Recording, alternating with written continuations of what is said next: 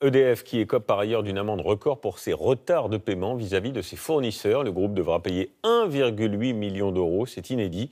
10% des factures n'ont pas été réglées dans les délais impartis. Ozla Bunal et Mathieu Auville. Une amende record, 1,8 million d'euros contre EDF. La raison?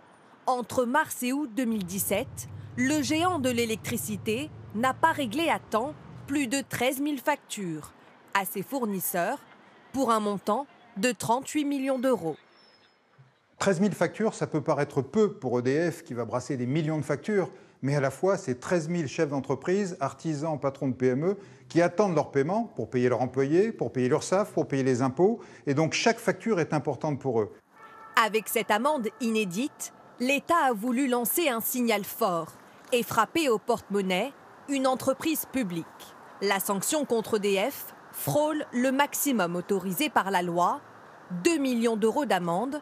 Depuis le mois de mai, l'État pratique aussi le name and shame, dénoncer publiquement le nom des mauvais payeurs.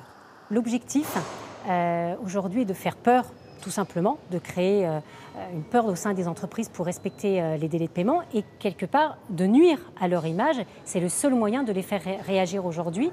Cette pratique de la dénonciation est trop récente pour savoir si elle est efficace. Mais des entreprises comme Amazon ou la Française des Jeux en ont déjà fait les frais.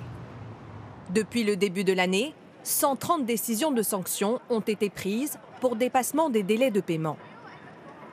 Et EDF n'est pas un cas isolé. On va en parler avec vous, Camille Gutin. Bonsoir.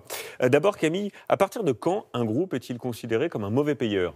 Eh bien, Julien, il y a des règles qui sont très différentes entre le secteur public et le secteur privé. Une entreprise privée a maximum 60 jours pour pouvoir payer ses fournisseurs. Une entreprise publique, elle, comme EDF, eh bien, c'est 50 jours.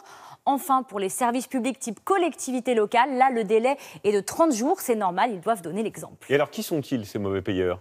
Alors, ce sont principalement les grands groupes. Regardez, plus de la moitié d'entre eux, 54%, ne respectent pas les délais de paiement.